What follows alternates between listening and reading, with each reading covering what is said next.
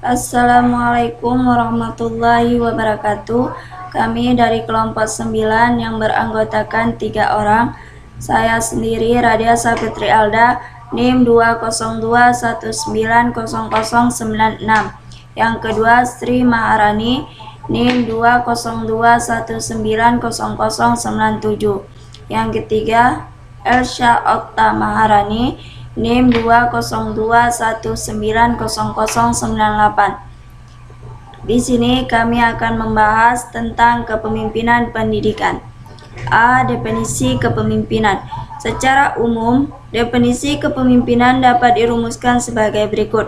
Kepemimpinan berarti kemampuan dan kesiapan yang dimiliki oleh seseorang untuk dapat mempengaruhi, mendorong, mengajak, menuntut, menggerakkan, mengarahkan, dan kalau perlu memaksa orang atau kelompok agar menerima pengaruh tersebut dan selanjutnya berbuat sesuatu yang dapat membantu tercapainya tujuan tertentu yang telah ditetapkan. Kepemimpinan adalah proses mempengaruhi kegiatan-kegiatan kelompok yang diorganisir menuju kepada penentuan dan pencapaian tujuan. Kepemimpinan dalam organisasi berarti penggunaan kekuasaan dan pembuatan keputusan-keputusan. Kepemimpinan merupakan sumbangan dari seseorang dalam situasi kerjasama. Kepemimpinan dan kelompok adalah merupakan dua hal yang tidak dapat dipisahkan antara satu dengan yang lainnya. Tidak ada kelompok tanpa adanya pemimpin, dan sebaliknya kepemimpinan hanya ada dalam situasi interaksi kelompok. Seseorang tidak dapat dikatakan pemimpin jika ia berada di luar kelompok. Ia harus berada di suatu kelompok di mana ia memainkan peran dan kegiatan kepemimpinannya. Kepemimpinan pendidikan merupakan kemampuan untuk menggerakkan pelaksanaan pendidikan, sehingga tujuan pendidikan yang telah ditetapkan dapat tercapai secara efektif dan efisien. B. Teori kepemimpinan. A. Teori genetis. Teori ini sering disebut The Great Man Theory. Teori ini berasumsi bahwa kapasitas kepemimpinan itu bersifat inherent, bahwa kepemimpinan besar atau great leader dilahirkan bukan untuk atau leader are born not made. Teori ini menggambarkan bahwa kepemimpinan besar sebagian heroik mitos dan ditakdirkan untuk naik ke tampuk kepemimpinan ketika diperlukan. Istilah manusia besar digunakan karena pada saat itu kepemimpinan memikirkan terutama sebagian kualitas laki-laki yang lazim terdapat pada kepemimpinan militer. B. Teori sifat. Serupa konsepsinya dengan teori Great Man. Teori sifat atau Trait Theory of Leadership mengasumsikan bahwa manusia yang mewarisi sifat-sifat tertentu dan sifat-sifat yang membuat mereka lebih condong untuk menjalankan fungsi kepemimpinan. Teori bersifat tertentu sering mengidentifikasi karakteristik pribadi atau perilaku yang dimiliki oleh pemimpin. Tetapi jika sifat-sifat tersebut adalah fitur utama kepemimpinan, bagaimana kita menjelaskan orang-orang yang memiliki sifat-sifat kepemimpinan tetapi bukan pemimpin? Pertanyaan ini merupakan salah satu kualitas yang menggunakan teori dalam untuk menjelaskan sifat pemimpin. Di sini pula awal dari kesimpulan bahwa personal kepemimpinan tetap menjadi misteri sampai sekarang. C.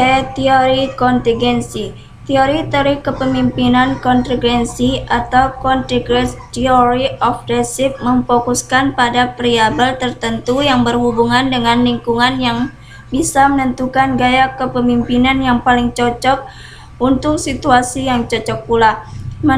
Menurut teori ini, tidak ada kepemimpinan yang terbaik dalam segala situasi.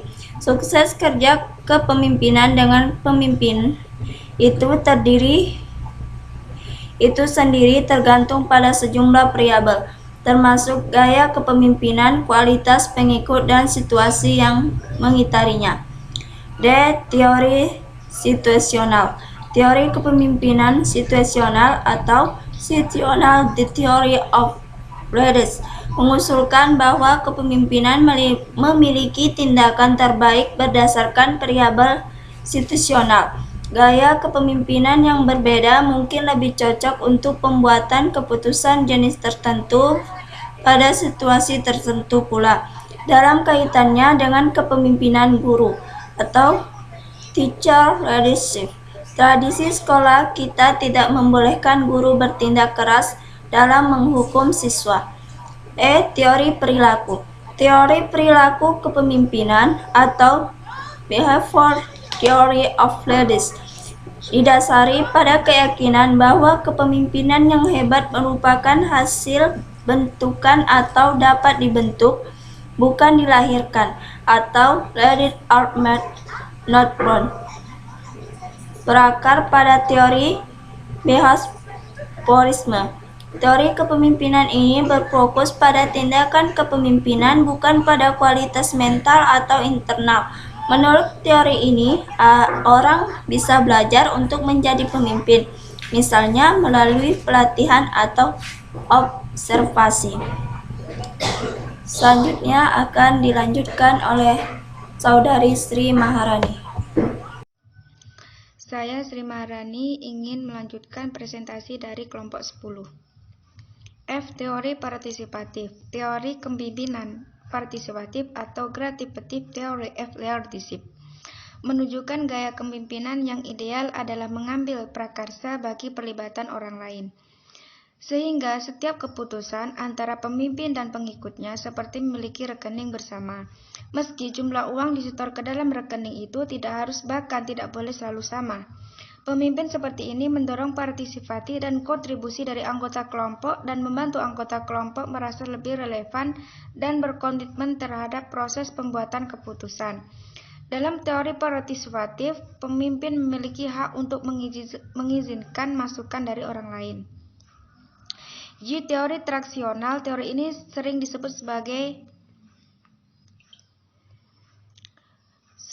teori manajemen atau manajemen teoris. Teori traksional berfokus pada peran pengawasan, organisasi, dan kinerja kelompok. Dasar teori-teori kepemimpinan ini dalam sistem ganjaran dan hukuman. Teori-teori manajerial pun sering digunakan dalam bisnis. Ketika karyawan sukses, mereka dihargai. Ketika mereka gagal, mereka ditegur akan dihukum. Karena itu, teori traksional dipandang identik dengan teori manajemen. Teori transformasional. Teori ini sering disebut dengan teori relasional kepemimpinan. Teori ini berfokus pada hubungan yang terbentuk antara pemimpin dan pengikutnya. Pemimpin memotivasi dan memahami atau menginspirasi orang dengan membantu anggota kelompok memahami potensinya untuk kemudian ditransformasikan menjadi pelaku nyata dalam rangka penyelesaian tugas pokok dan fungsi dalam kebersamaan. Pemimpin transformasional terfokus pada kinerja anggota kelompok, tapi juga ingin setiap orang untuk memenuhi potensinya. Pemimpin transformasional biasanya memiliki etika yang tinggi dan standar moral. C. Gaya kepemimpinan. A. Kepemimpinan otoriter atau authoritative leadership. Pemimpin otoriter memberikan ekspektasi yang jelas yang harus dilakukan. Kapan harus dilakukan dan bagaimana itu harus dilakukan, ada juga pembagian yang jelas antara pemimpin dan pengikutnya. Pemimpin otoriter membuat keputusan secara independen dengan sedikit atau tanpa masukan dari anggota kelompok lainnya. Peneliti menemukan bahwa pembuatan keputusan di bawah kepemimpinan otoriter bersifat kurang kreatif. Lewin juga menemukan bahwa pemimpin lebih sulit untuk bergerak dari gaya otoriter ke gaya demokratis. Demikian sebaliknya, aplikasi nyata gaya ini biasanya dilihat sebagai mengontrol bosi dan di kantor. Kepemimpinan otoriter yang terbaik adalah diterapkan pada situasi di mana ada sedikit waktu untuk pembuatan keputusan kelompok atau pada kondisi di mana pemimpin adalah yang paling berpengetahuan dari anggota kelompok. B. Kesempatan partisipasi demokrasi atau leadership. Studi Lewin menemukan bahwa kepemimpinan partisipatif atau demokratis pada umumnya merupakan gaya kepemimpinan yang paling efektif. Pemimpin demokratis menawarkan bimbingan kepada anggota sekaligus juga berpartisipasi dalam kelompok dan memungkinkan mereka menerima masukan dari anggota kelompok lainnya. Dalam studi Lewin, anak-anak yang dalam kelompok demokratis ini kurang produktif dibandingkan dengan mereka yang menjadi anggota kelompok otoriter. Tetapi kontribusi mereka jauh lebih berkualitas. Pemimpin partisipatif mendorong anggota kelompok untuk berpartisipasi, tapi mempertahankan keputusan final atau proses pembuatan keputusan. Anggota kelompok merasa terlibat dalam proses, serta lebih termotivasi dan kreatif. Si kepemimpinan delegatif atau delegatif laissez-faire leadership. Peneliti menyimpulkan bahwa anak-anak di bawah kepemimpinan delegatif atau laissez-faire membolehkan andil sesukanya, namun cenderung ke arah yang adil adalah yang paling produktif dari semua ketiga kelompok eksperimen. Anak-anak dalam kelompok ini juga dibuat menurut pemimpin menunjukkan sedikit kerjasama dan tidak mampu bekerja secara mandiri. Pemimpin delegatif sedikit atau tidak memberikan bimbingan kepada anggota. Pemimpin delegatif sedikit atau tidak memberikan bimbingan kepada anggota kelompok dan mendelegasikan atau melimpahkan bimbingan pembuatan keputusan sampai ke anggota kelompok. Kerjakanlah seperti apa yang dimulai oleh Anda sebagai anggota kelompok. Demikian gaya delegatif penuh. Meskipun gaya ini bisa efektif dalam situasi di mana anggota kelompok berkualifikasi tinggi dan bidang keahlian sering mengarahkan pada peran didefinisikan dengan buruk dan kurang memotivasi. Gaya kepemimpinan yang efektif yakni yang memerhatikan dimensi-dimensi hubungan antara manusia atau human relationship, dimensi pelaksanakan tugas, dan dimensi situasi dan kondisi sikon. Yang ada administrator akan berhasil melaksanakan tugasnya apabila ia memiliki gaya kepemimpinan yang efektif. Syarat pertama adalah ia sebagai pemimpin harus memelihara hubungan baik antara bawahannya. Ini berarti harus mengenal bawahannya, ajak kepentingannya dalam menimbulkan motivasi bekerja untuk kepentingan pribadi maupun kepentingan organisasi. Mengusahakan kepuasan kerja. Di samping itu juga diperlukan pentingnya menyelesaikan tugas oleh setiap anggota organisasi sesuai dengan pendelakan tugas job description. D. Faktor kepemimpinan. A. Pemimpinan. Pemimpinan memiliki pemahaman yang jujur mengenai siapa dirinya sendiri. Kejujuran itu mahal karena harus mengombinasikan apa yang dikatakan dengan apa yang diperbuat, apa yang tertuang dalam dokumentasi resmi dengan apa yang benar-benar nyata di balik dokumen itu, apa yang nampak di permukaan dengan apa yang tersembunyi di balik layar, apa yang diketahui dengan apa yang dikomunikasikan, dan sebagainya. B. Pengikut.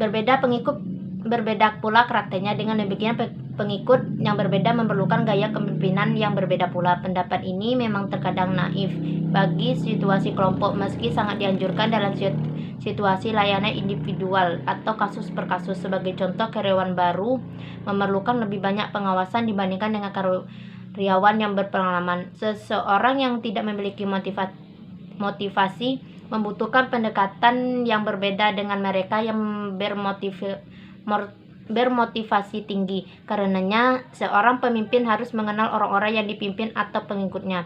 Bagi pemimpin, titik awal yang mendasar adalah memiliki pemahaman yang baik mengenal sifat manusia seperti kebutuhan, emosi, dan motivasi. Pemimpin harus turun ke bawah, meski tidak selalu tersedia waktu untuk mengetahui karyawan atribut sifat yang menjadi ciri khas karyawannya, mengetahui dan ajak untuk melakukan. C. Situasi. Kepemimpinan tidak berada pada situasi yang kosong, dia selalu berada dalam situasi mereka. Semua situasi adalah berbeda. Apa yang efektif dilakukan oleh pemimpin dalam situasi tidak akan selalu, bahkan hampir pasti tidak efektif dalam situasi lain. Pemimpin harus menggunakan pertimbangan untuk memutuskan pertimbangan terbaik seperti apa dan gaya pemimpinan macam yang diperlukan untuk setiap situasi. Sebagai contoh, pemimpin mungkin perlu untuk menghadapi seorang karyawan yang berperilaku tidak pantas, tetapi jika konfrontasi terlalu lambat atau terlalu awal, terlalu keras atau terlalu lemah, maka hasilnya mungkin akan terbukti tidak efektif. Berbagai kekuatan akan mempengaruhi faktor-faktor ini. Belajar Dari pengalaman meminta pendapat pihak ketiga menggunakan keyakinan atas nilai-nilai dan intuisi seringkali efektif untuk membuat keputusan pada situasi yang sangat sulit. Disinilah esensi pemimpin memerlukan kecerdasan adversarial, yaitu kemampuan diri untuk cepat keluar dari situasi sulit dengan tindakan yang benar atau beresiko paling kecil. D. Komunikasi. Pemimpin yang baik adalah komunikator yang andal. Sebagian besar waktu yang terpakai untuk kerja kepemimpinan adalah berkomunikasi baik internal maupun eksternal. Aktivitas memimpin dilakukan melalui komunikasi dua arah. Komunikasi itu bisa verbal, bisa juga non-verbal. Meski komunikasi verbal paling lazim, tidak jarang juga komunikasi non-verbal menjadi dominan. Sebagai contoh, ketika pemimpin meminta bawahnya agar tidak melakukan sesuatu, mereka cenderung tidak akan melakukannya. Demikian sebaliknya, apa yang sebagainya cara pemimpin berkomunikasi sangat menentukan apakah hal itu akan membangun atau memasuki hubungan antar sesama mereka. E. Fungsi pemimpin pendidikan. A. Pemimpin pendidikan terciptanya suasana persaudaraan kerjasama dengan penuh rasa kebebasan. B. Pemimpinan membantu kelompok untuk mengorganisir diri, yaitu ikut serta dalam memberikan rangsangan dan bantuan kepada kelompok dalam menetapkan dan menjelaskan tujuan. C. Pemimpin membantu kelompok dalam menetapkan produser kerja, yaitu membantu kelompok dalam menganalisis suatu situasi untuk kemudian dapat menetapkan produser mana yang paling praktik dan efektif. D. Pemimpin bertanggung jawab dan mengambil keputusan bersama dengan kelompok. Pemimpin memberi kesempatan kepada kelompok untuk belajar dari pengalaman. E. Pemimpin mempunyai tanggung jawab untuk melatih kelompok menyadari proses dari isi pekerjaan yang dilakukan dan berani menilai hasilnya secara jujur dan objektif. F. Pemimpin bertanggung jawab dalam mengembangkan dan mempertahankan eksistensi organisasi.